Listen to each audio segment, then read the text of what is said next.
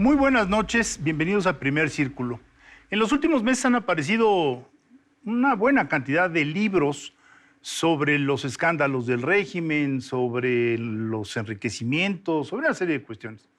Pero por desgracia son muy pocos los que están analizando con perspectiva qué es lo que sí se puede hacer de nuestro país, dónde podemos corregir, dónde podemos ampliar nuestras actividades económicas, qué podemos hacer mejor en lo social, etcétera. Y precisamente por esa escasez es que invitamos a Julio Madrazo, quien ha publicado un libro muy recientemente que se llama Un México Posible.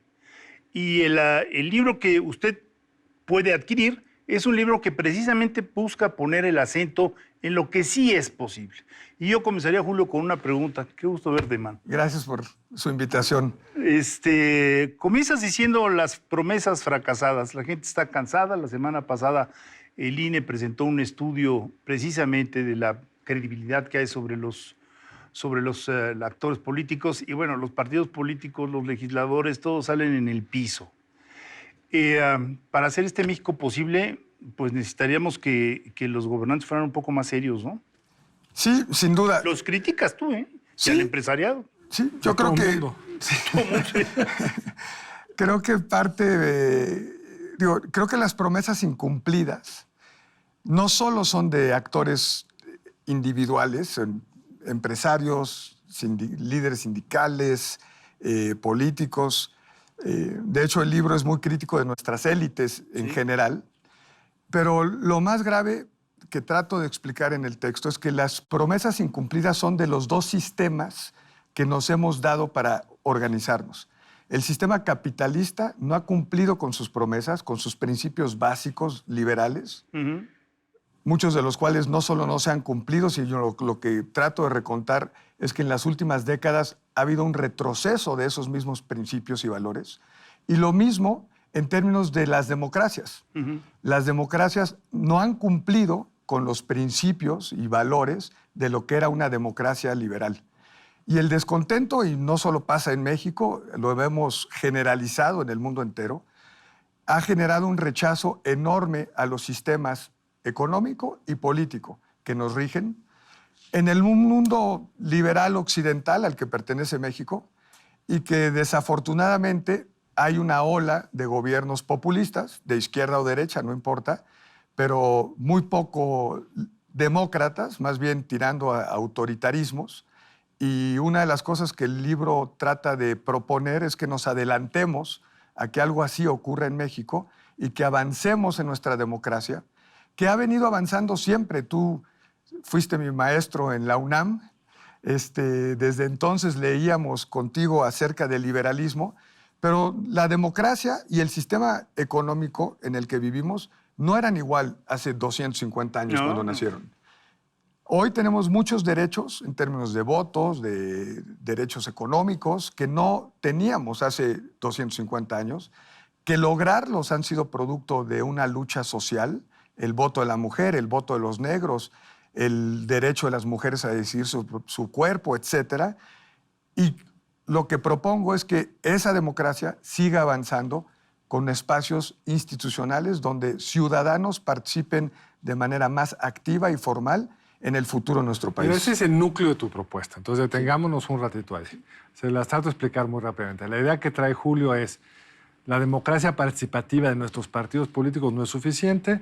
Busquemos un espacio de interacción con la gente institucionalizado, no simplemente una consulta que pregunta y se acabó todo, sino que sea participativo. Y para ello sugieres, pues vamos a seleccionar al azar a 4 individuos por...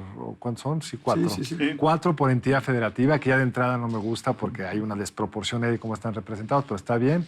Para tener 128 individuos a los que se les pueda como consultar temas específicos. Pones el ejemplo de Nueva Zelanda, ¿no? De que se usó eso para poder encauzar qué más podría hacer el gobierno, y salieron cosas muy puntuales en salud de los adolescentes, en salud reproductiva, muy bien, y que de ahí podríamos, digamos, sin que fuera vinculante, porque lo dices con toda claridad, aunque después un poco más adelante dices que te gustaría que fuera vinculante, usarlo como un mecanismo participativo, que hay muchos esfuerzos que se han hecho en el otros países y en México, que te permite así involucrar a la gente. Eso es más o menos, ¿no? De Lo que acuerdo. dices. Y nos dices, varios te han criticado que es una utopía, y tú dices, no, esto no es utopía, esto es posible. Yo de entrada te diría, Julio, es utópico como fue en su momento que votaran las mujeres, era utópico. Utópico no es una mala palabra, es una buena palabra, es algo deseable. Pero me gustaría más de que si entrase es posible lograrlo, sino es deseable este mecanismo. ¿Cuáles son sus virtudes? Porque yo me iría por otro lado. Cuando leía el libro decía, pues democratiza los partidos, que sean realmente representativos, porque lo voy a usar la palabra, chipote, me causa problema. No, tocas un punto muy importante en términos del sistema político y algo de lo que digo es que en ese avanzar la democracia, y creo que sí se necesitan espacios de esta naturaleza, el monopolio del debate sobre nuestras políticas públicas no le debería ser un monopolio de los partidos. No es.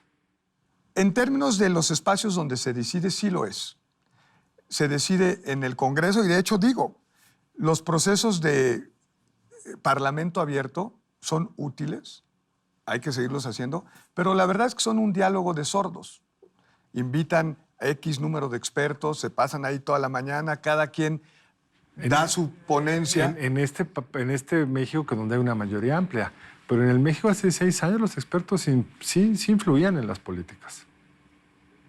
Tú influiste mucho, de hecho, en toda la reforma anticorrupción, ¿no? Pues trabajamos en eso. En este gobierno también fuimos parte de un proceso que trabajó muy de cerca en la parte reforma ejecutiva, ¿no? de pensiones. Y de hecho, uno de los ejemplos que trata el libro es el laboratorio de educación que hicimos el primer año de esta administración. El secretario Moctezuma y parte de su equipo estuvieron muy involucrados, fueron a los 6 talleres. Y creo que justamente son espacios bien útiles porque no solo son espacios de diálogo ciudadano, hay una metodología muy específica de cómo se conducen esos diálogos. Y una de las razones por las que creo que ese espacio sería muy útil es porque le serviría de espejo y de vara para que los políticos se midieran frente a la sociedad, a gente común y corriente que sí es capaz de llegar a acuerdos, mientras que ellos, en la polarización en la que viven, son incapaces de llegar a acuerdos. La mayoría le impone al otro. Y creo también, a lo mejor no estamos de acuerdo, pero creo que vivimos en un país donde la polarización es una polarización entre sus élites. Estoy totalmente de acuerdo. Esa parte me gustó mucho. Y a diferencia de otras naciones donde la polarización atraviesa la sociedad casi por completo y la tiene totalmente dividida. En países desarrollados y no desarrollados. Colombia es un país polarizado mitad y mitad por el tema de la paz, ¿no? Chile. Sí. Y el otro aspecto donde creo que la participación ciudadana sería súper valiosa, que no está en el Congreso, es la perspectiva de la realidad que viven.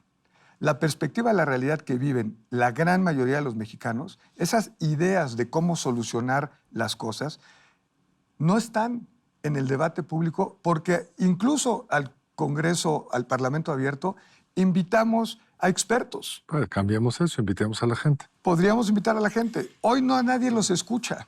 Mira, a mí cuando leí el libro algo que me llamó la atención es que esta idea ya viene flotando en el ambiente desde hace tiempo. Cuando llegó el presidente Fox a la presidencia, nos pidió a un grupo que organizáramos precisamente un proyecto totalmente honorífico que se llamaba México 2021.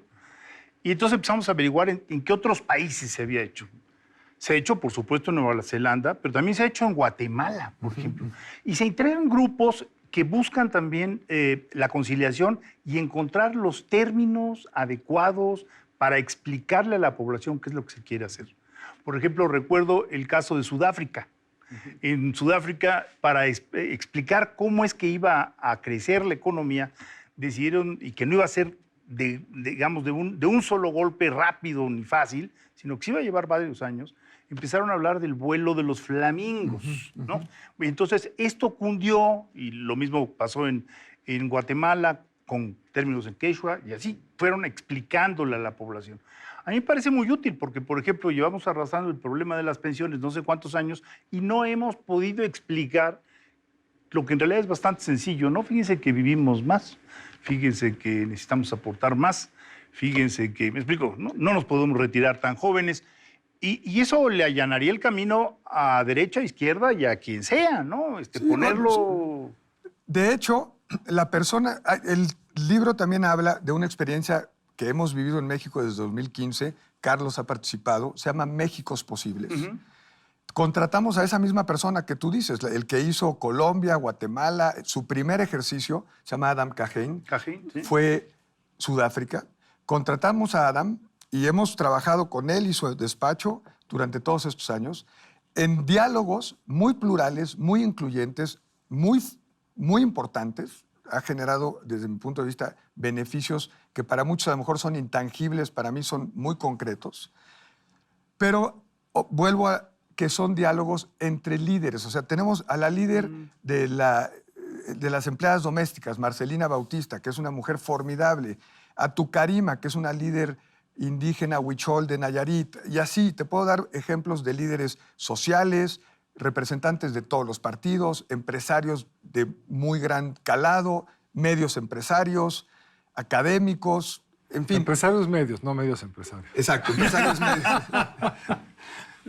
Gracias por aclarar. Empresarios no tan grandes. También los hay, ¿eh? Pero no estaban invitados. Sí, no estaban invitados. De hecho, me refiero a ellos en el libro. Y son diálogos que han dado Frutos. Sí, frutos. sí. Déjame... Y los uso de ejemplo para poder ampliar cosas que, por ejemplo, la OSD saca un documento súper importante sobre las 11 reglas necesarias para que esto funcione. Y las nutro de la experiencia real de haber participado en estos talleres que ya llevamos. Y esos talleres agregan algo que no está en el dicho en el libro, pero habría que subrayarlo, y es, a diferencia de un congreso donde somos yo contra tú y tenemos que sacar una ley, yo me quiero imponer sobre ti, esto es de colaboración. Sí. Y algo que se pierde en la democracia, más en las democracias polarizadas, que es que el debate debería de servir para nutrir, no para lucirse frente a las cámaras. Entonces, de lo que sirve este grupo, en la fase que yo participé me fue muy útil por eso, es que construyes en el diálogo algo que tú no sabías que estabas preparado ni para entender, ni para conceder, ni para llegar a ese lugar. No es fácil, toma tiempo, etc. Entiendo muy bien la utilidad. Lo que no sé es cómo dar el salto a lo que sería, además de cuentas, para que funcionara una decisión de estos odiados partidos políticos de cambiar las reglas para generar lo que tú le llamas este cuarto poder. Sí. Sí, no, ahorita te digo cómo creo Tenemos que... poco tiempo. Sí, pero ciertamente me gusta cuando dices lo utópico no necesariamente es malo. Hablo de los 5 retos que tenemos. El primero es la voluntad política. Y yo creo que la voluntad política viene junto con la madurez no de ver un escenario fatalista, pero sí ser realista de que las cosas en México se pueden complicar. Y para que no se compliquen, hay que incorporar la participación de la ciudadanía. De una forma novedosa. Pues Julio, mil gracias. Gracias por el libro, gracias por haber estado aquí y esperamos verte pronto. Buenas noches. Nos vemos la próxima aquí en Primer Círculo. Julio, pues muchas gracias. Gracias a ustedes. Habrá más tiempo para discutir esto con más profundidad, pero ahí está el libro, que es donde está con todo detalle. Gracias por acompañarnos. Nos vemos el lunes entrante aquí en Primer Círculo.